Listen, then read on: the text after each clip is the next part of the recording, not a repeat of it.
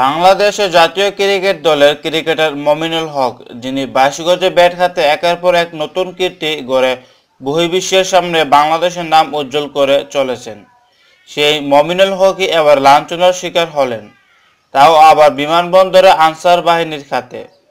সামাজিক যোগাযোগ মাধ্যম ফেসবুকে নিজের সত্যায়িত পাতায় ফেসবুক পেজ এক বার্তায় দিয়ে দুঃখ প্রকাশ করে বিষয়টি জানিয়েছেন মমিনুল হক। খোঁজ নিয়ে জানা গেছে, শুক্রবার সকালে ঢাকা থেকে কক্সবাজার যাওয়ার পথে বিমানবন্দরে অনাকাঙ্ক্ষিত এই ঘটনাটি ঘটে।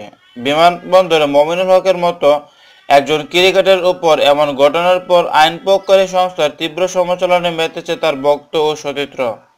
সে সাথে এই মুহূর্তে তাকে ধৈর্য করার জন্য পরামর্শ জানিয়েছে সবাই।